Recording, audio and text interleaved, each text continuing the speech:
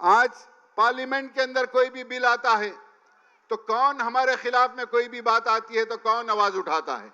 एक ही शख्स है, बैरिस्टर असदुद्दीन ओवैसी। आज कानून आओ या हमारे खिलाफ कोई भी मसला हो, उसका मसला हम यहां पर चौरस्तों पर तय नहीं कर सकते।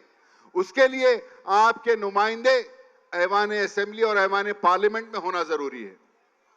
तो आज जब इलेक्शन आ रहा है तो इलेक्शन के अंदर आप लोग तजब्जुब का शिकार होकर अपने वोट को जाया कर बेकार उम्मीदवारों को आपके दरमियान में अपने जिताकर कल रोने से अच्छा ये है। तकरीर के लिए यूं तो उन्वान बहुत है, तकरीर के लिए यूं तो उन्वान बहुत है, किताबें जो पढ़ ले वो इंसान बहुत है। या रब तौफीक दे मुझे एक आयत पे अमल की, मेरी बस्ती में हाफिज कुरान बहुत है। जोरदार तालियों से इस्तकबाल करें।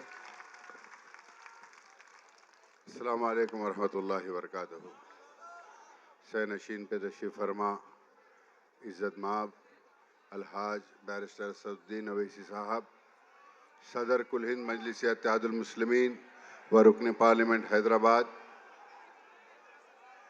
मजलिस इत्तेहादुल मुस्लिमीन के उम्मीदवार अतीक खान साहब और मुहिब्बान मजलिस इत्तेहादुल मुस्लिमीन, दोस्तों, नौजवान साथियों और मेरी इज्जतदार माँ और बहनों, कि आप जानते हैं कि 20 तारीख के रोज़ इलेक्शन है। मजलिस इत्तेहादुल मुस्लिमीन ने 2014 में पहली बार यहाँ से इलेक्शन के अंदर हिस्सा लिया था और यहीं पर अकबरुद्दीन ओवैसी ने इसी गोवंडी के पास अपने आखिरी जलसे के अंदर हमने उस वक्त फिर कर पैदल दौरे कर असद साहब ने भी यहाँ पर रफ़ीक नगर में इससे पहले जलसा किया था और अकबर साहब ने आखिरी वक्त के ऊपर जिस वक्त गोवंडी की हालत इतनी ख़राब थी तो 2014 में उन्होंने ऐलान कर गया था कि मुसलमान को जिताइए। तो बहरहाल उसके बाद आज 10 साल हो गए हैं, 2014 से 2024 तक, लेकिन 2014 में जो हाल था अगर आज देखा जाए तो उससे बदतर हालात गोवंडी के मांगखुड़ा के एरिया के हो चुके हैं।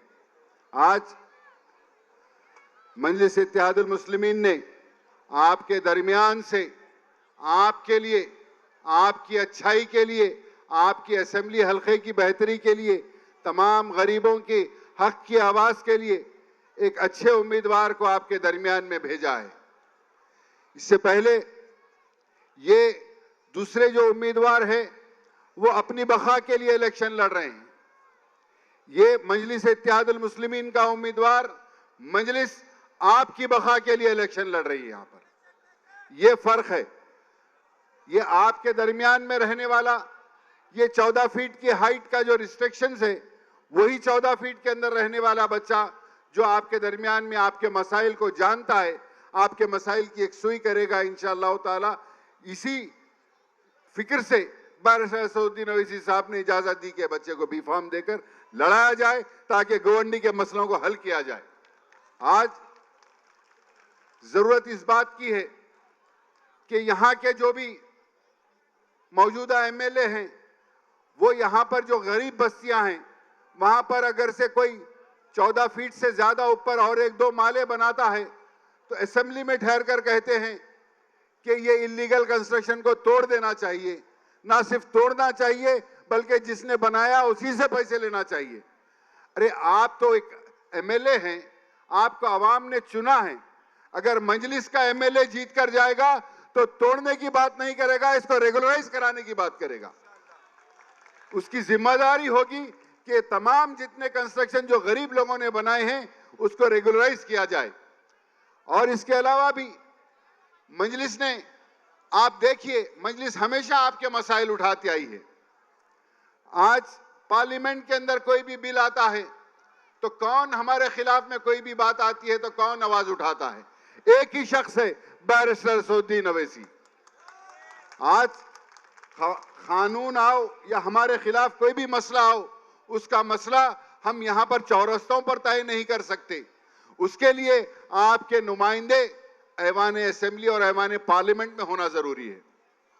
तो आज जब इलेक्शन आ रहा है तो इलेक्शन के अंदर आप लोग तजब्जुब का शिकार होकर अपने वोट को जाया कर कर बेकार उम्मीदवारों को आपके दरमियान में अपने जिताकर कल रोने से अच्छा ये है कि मजलिस की जो आइडियोलॉजी है, हर एक जमात की एक आइडियोलॉजी है। आप जानते हैं समाजवादी की एक आइडियोलॉजी है, भारतीय जनता पार्टी की एक आइडियोलॉजी है, शिवसेना की अलग आइडियोलॉजी है। मजलिस की आइडियोलॉजी आप है। मजलिस आपके लिए लड़ती है, आपके लिए हमेशा आवाज उठाती है, अपने हक के लिए लड़ती है। तो आज जरूरत इस बात की है कि एक बेहतरीन मौका आपके हाथ में है कि आपके दरमियान में रहने वाले एक पढ़े लिखे नौजवान को, जो मैं जहां तक समझता हूं आज से 7-8 महीने पहले गोवंडी वेलफेयर एसोसिएशन ने भी एक इंटरव्यू दिया था अखबारों को। 8 मुतालबात रखे थे उस एसोसिएशन ने कि यहाँ पर मंखुड़ गोवंडी के उम्मीदवार के अंदर ये 8 क्वालिटियां होना चाहिए। अल्हम्दुलिल्लाह मजलिस इत्तेहादुल मुस्लिमीन के उस उम्मीदवार में ये तमाम के तमाम 8 क्वालिटीज है। उन्होंने कहा था कि बच्चा गरीब होना चाहिए, पैसे वाला नहीं होना चाहिए। पैसे वाला नहीं है, आप लोग जानते हैं। ये उन्होंने कहा था कि कम उम्र नौजवान होना चाहिए, नौजवान है। करप्ट नहीं होना चाहिए, आपको मालूम है करप्ट नहीं है। पढ़ा लिखा होना चाहिए, आपको मालूम है पढ़ा लिखा है। तो बहरहाल मैं यही कहूंगा, आज कह रहे हैं कि अतीक पैसे कहां से लाएगा, वो पैसे नहीं लाएगा, वो खिदमत करेगा। और मैं ये कह रहा हूं कि ये जो जमातें आपके दरमियान में दूसरे उम्मीदवार पैसे खर्चा कर रहे हैं, ये गरीबों का खून चूस कर पैसे कमाए सो है। इनकी बाप की जायदाद नहीं है। पैसे खाइए और वोट पतंग के निशान के ऊपर लगाइए इंशाअल्लाह।